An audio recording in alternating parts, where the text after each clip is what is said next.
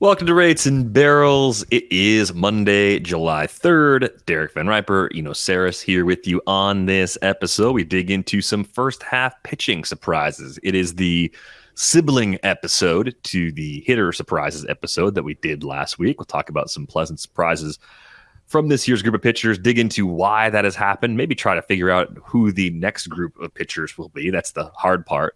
And we'll take a few mailbag questions in this show as well. Eno, how's it going for you on this Monday? Good. I'm coming to you from fabulous San Diego, where the weather is great. The team is maybe not. It's not the way we drew it up. It's not the way we hoped it was going to go in the NL West. No, it's tough. And it's one of those things where, like, the different parts all look great on paper, but they're just not going at the same time. I would say, I shared this thing on Twitter where they're 5-15 in one-run games, and a lot of people took it and were like, "Yeah, they suck. They're this. This is Melvin. This is a problem." And I'm like, that's like a luck stat. Mm-hmm. One-run games is not usually something that you continue to dominate at or continue to suck at. It's just, that's chaos. Yeah. So yeah, it's interesting. That doesn't really, I don't know how much that helps, but yeah, when you're in the middle of it, but.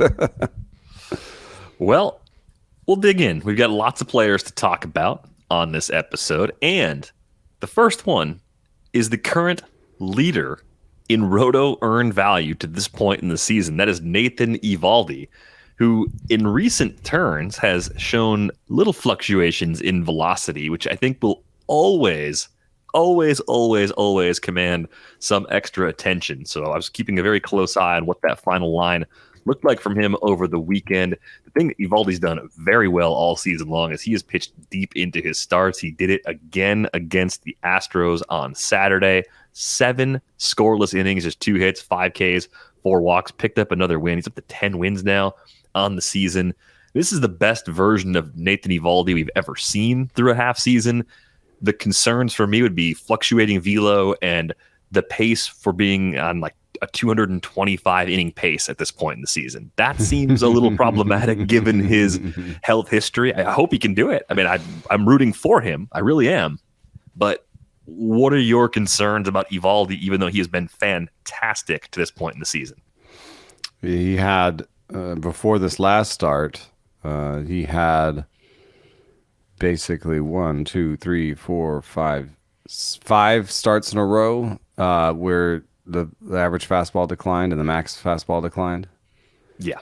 And then in the last start before this one, it kind of was about the same. And then this one, his max velo was up.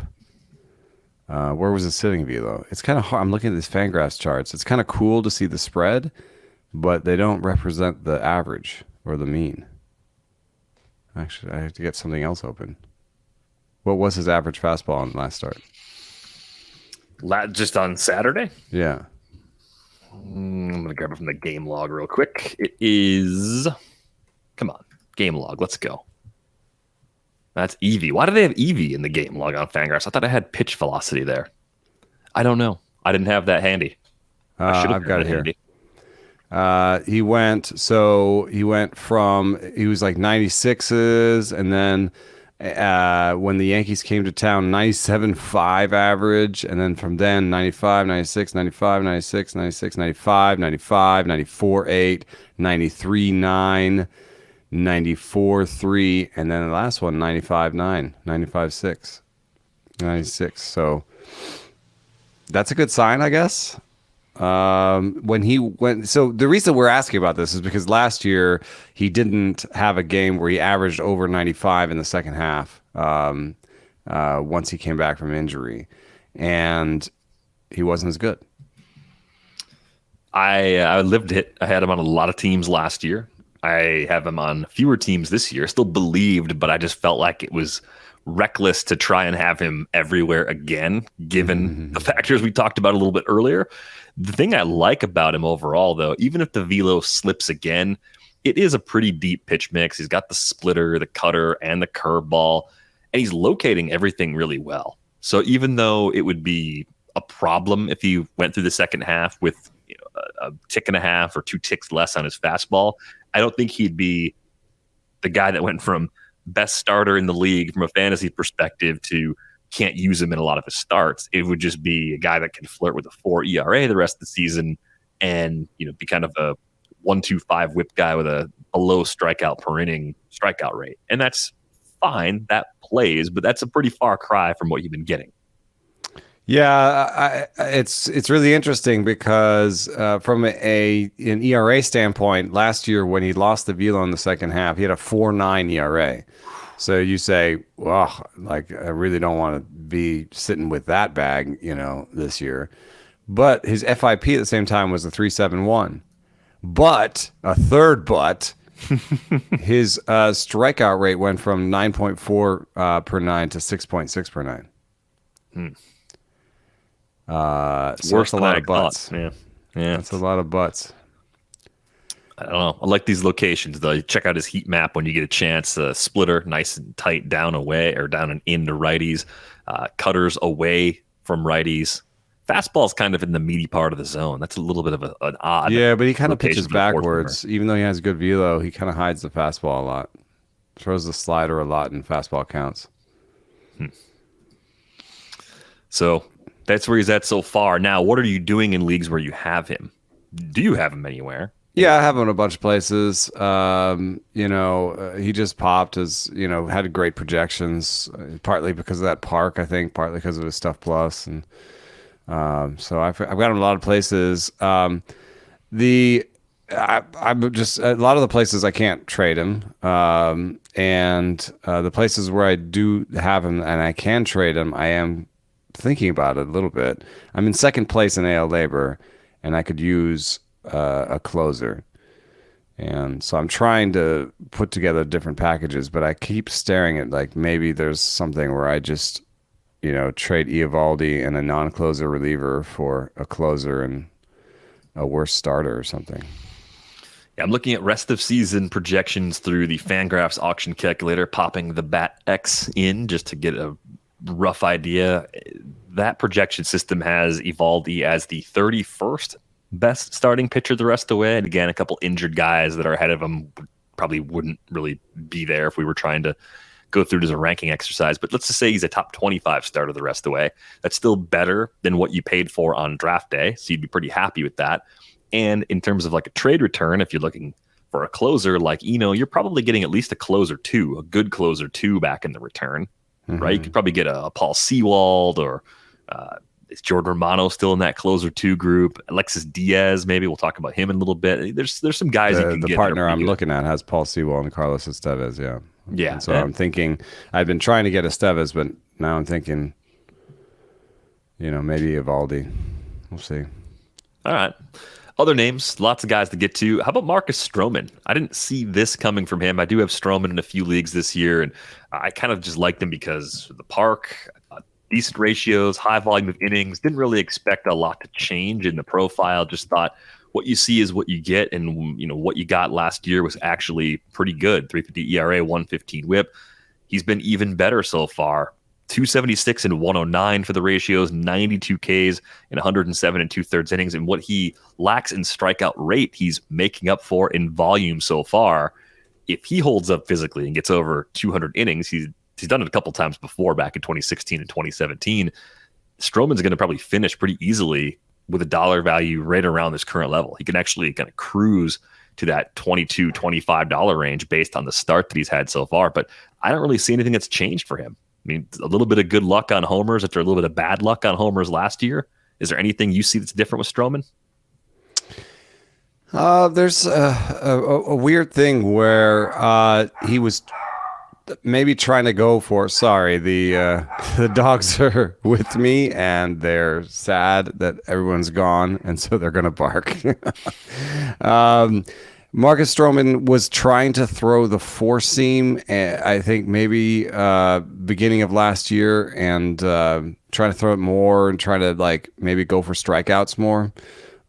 You see a real bump in four seam and slider usage early last year. And I think that wasn't into his strengths. And so I think what you've seen since is this year just way more sliders. And then, the four seam usage is almost gone. He just uses it every once in a while to change eye levels and against lefties mostly. But I think he's just become like the best version of himself. Sinker slider guy that has enough cutter change four seam to keep lefties honest. Yeah, it's working. A pitcher that's aging really well, and someone that might actually end up on the free agent market. He's got an opt-out at the end of the season, too. So the home park that lured me in might not be his home park next year, depending on how things play out. I think Stroman indicated that he was trying to reach an extension with the Cubs. We'll see if anything changes. It is really interesting to when you're sometimes on Brooks, you can easily switch from lefty to righty to see pitch mix. And when you put Marcus Stroman against when you put him against righties, he's 65% sinker, 30% slider. So he's a two-pitch guy against them. Against lefties, he still throws a sinker a lot, but it's a turbo sinker. It's a great one. So I think he can deal with that. But 14% cutter, 20% slider, 10% change, 5% four seam.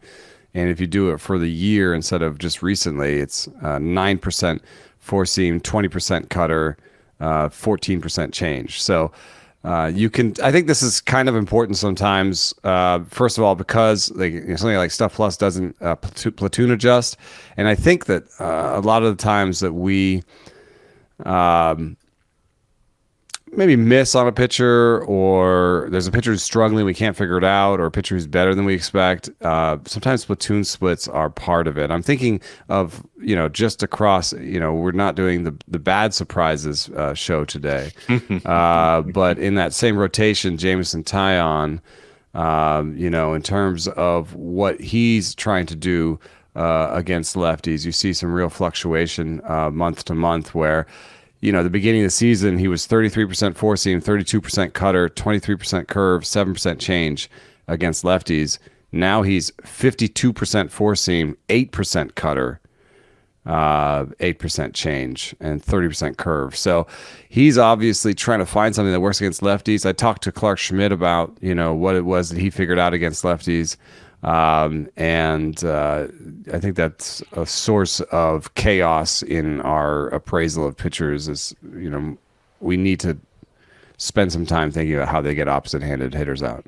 Yeah, how they negate or reduce the impact of the platoon advantage. Probably a tough analysis to do in some ways, though, too, because the splits are so limited in their actual statistical value because they're smaller, right? I mean, you start slicing partial seasons into lefty-righty splits, and things get pretty noisy pretty quickly. But that's more of a granular analysis that I think is really and really important to do. Yeah, and honestly, like if I told Jameson Taillon what to do against lefties, I'd probably be telling him to do that more cutter-heavy one, right?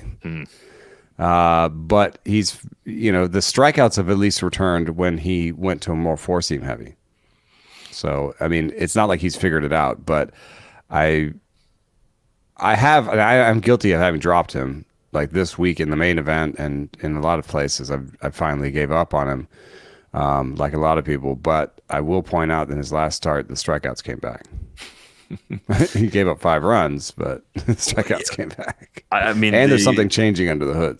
That's the thing that gives you some hope. You need reasons to take a chance on a pitcher with bloated ratios. At least Jameson Taillon's not just going out there doing the same thing over and over again and getting hit doing the same thing over and over again. So if you need reasons for optimism, that would be the biggest one that I've got for him.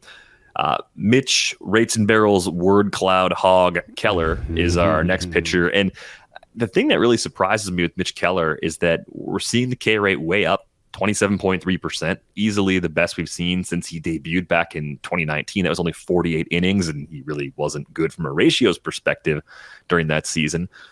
Walk rate, career best, 6.5%, very good. Swinging strike rate's only 8.9%. You don't usually see a swinging strike rate that low on a strikeout rate as high as what Mitch Keller is doing right now. The cutter was a big addition to his arsenal, and we've seen other pitchers add a cutter and get a lot better. Corbin Burns a few years ago, I think, is a good recent example of this. Before we dig into other pitchers that could make that adjustment, the projections do not like Mitch Keller. They really don't. Yeah, they don't. Because there are a lot of inputs that are very poor. I think even my own don't love him. I mean, yeah, and we're at the point now, 105 good innings that are the best of his career should start to carry a bit more weight in those rest of season numbers, but you still see an ERA that's over a run higher from the bat compared to what he's done so far.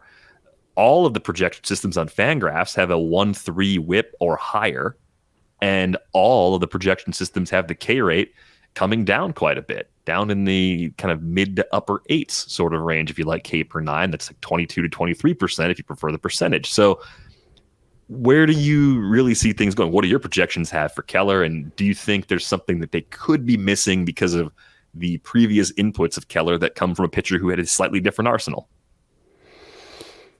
Yeah, I think it's a fairly different arsenal. Not only is there the addition of the cutter, but I just had in my last piece an interview with Keller where we talked about how he has 7 pitches. And he said the slider is a gyro slider and a sweeper. And so he throws 4-seam, sinker, cutter, curve, gyro slider, sweeper, and change. And I think what's happening here is that this is a guy who, Stuff Plus has pretty much always liked. Especially since he added the sweeper. And who didn't have good locations before. But now with 7 pitches, I think, what he said was, we talked about the banana peel. Where now with 7 pitches, he can simplify his targets. And he agreed with me. He's simplified his targets, a little bit Glasnowian in that way, but with a much larger repertoire. And as you can see, he's pretty much, it looks like he's aiming middle. Doesn't it? Almost on all of them. And then the movement is taking it to different places, I think. Right. So, the 4-seam has enough ride to kind of pop at the top there. The cutter is in on the hands. We're looking at the heat maps right now on YouTube. And dogs, please, shut up. Maybe they're coming home from the beach. Anyway, is it really bad? It's there. I mean, Iggy and Buster, I think, are upset that you are blowing up the possibility they could go out and trade for Mitch Keller in the face. That's what they're upset about. Is he on an expiring deal? No, Keller's got this interesting thing where he's still under club control through 2025. So if you're the Pirates, you're probably thinking extension. If you want to just say, hey, we believe in this and we don't want him to do it. Yeah, but then you're long. like, are we paying for, the Mitch Keller with a 3 ERA or the Mitch Keller with my projections are on the nicer side. So there's a lot of 413, 440 from the bat. My projections are like a 408. So I don't know if you extend a pitcher that projects like that far away from free agency. I don't know if it might not be in the best interest of either side. Keller makes a lot more money if he makes more money if he proves year. He can do this again. Yeah. Yep. And at this point, the leverage is in the favor of the Pirates. Now, I think the other angle would be if you're the Pirates and you see that there's not a lot of pitching out there, do you consider trading Mitch Keller because you could get a lot back in the return? You have to go find another guy to fill that spot. Tough thing to do, but I think it's pretty intriguing just because we're in a trade situation right now where a lot of teams want pitching, and somebody that you'd have for much more than this season. Yeah, bring but back if you're the Pirates, I know that it hasn't gone well since their beginning stretch, but I think this is the year where you're like, we want to be 500 and we want to be building towards the future. You know what I mean? Mm-hmm. And I don't. There's enough going on with their bats coming together where you're like, yeah, we could trade him for bats, but like we also need arms. We've talked about this on the fantasy end where it's like, in dynasty leagues, you're always like, yes, always trade your arms for bats until you're like, well, now I'm competitive and I have no arms. And no one will trade me any. Yeah, so I think this is just one of those ones where they keep him. And in terms of fantasy or whatever, I think it might be a little bit of folly to buy high. Just because this is the best location plus he's ever had, the best command he's ever showing. You have to. Here's a guy with a career 9% walk rate who has a 6.5 right now. You're just going to regress that, And if that comes with a few homers or it reduces the strikeout rate or whatever it does, it's not going to be great for his numbers going forward. So. I don't think I'd put the over-under for his ERA going forward at 3.3 where it is now. No, I don't think so. I think if you wanted to be... Even if you were bullish on him, I think you'd still say like 3.75 or something. Yeah. And again, even Steamer, 398 is the most optimistic of the Fangraphs projections. Yeah. You could probably put the number there, and you'd find that that's a pretty fair place to put it. I think I'm just a little worried the Ks are coming down. I really am. I think that's the skill that I'm the least sure of right now. When I look at Mitch Keller's profile, it's nice to see him pitching well, for sure. And this is even if you're going to regress him, this is a much more consistent version of someone that has been pretty maddeningly inconsistent for us in the past.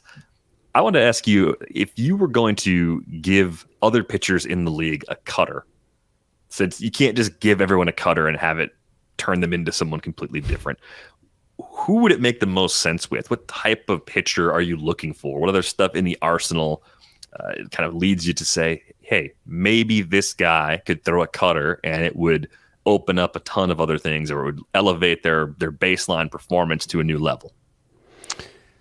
I think the main thing you're looking for, like we were talking about earlier in terms of platoon splits, is somebody that maybe has other pitches that have large platoon splits. Also, mechanically, what I've heard is that cutter four seam mix is not amazing because you can affect the shape of your four seam, and you start to lose ride on your four seam. Even Garrett Cole, who is only mixing in a few cutters, and the cutters looks the best it's ever been. I've seen a little bit of change in his four seam fastball. There was, there had been organizations that have banned it for this reason. And so I would think sinker curve, sinker slider guy who maybe has some problems with platoon splits. I think that's the very obvious one. That's the sort of obvious test case for a cutter. And so Steven Matz it throws the most sinkers in baseball. He was so much better, Steven Matz was, when he had that hard slider. Of course, I think it did have some effect on his health. He was throwing the Worthen slider, and ever since he kind of started throwing the Worthen slider, which did lead to one of his best years, you can see in 2019 he threw an 89.5 mile an hour slider 14% of the time, and in 2019 he had basically his best season, And since then, he's only topped 150 innings once. So I think there's some relationship there. Anyway, I still think a cutter, maybe just a straight cutter instead of the Worthen slider, might help him, or maybe he just can't do it injury-wise. Brady Singer is my number one guy for a cutter. I think Brady Singer, that would be huge for him. Yeah, you think about Brady Singer, I mean, he's even further away from free agency than Mitch Keller is, but he's not having that success yet. So with the Royals having the kind of season they're having, anything could be on the table. But I think with Brady Singer, we just have some recent example from last year of success. He was good last year. He was very good. I didn't have him, so I missed out completely. But a 3.23 ERA, 114 whip, 150 Ks, and 153 innings. It looked like he had unlocked everything a year ago.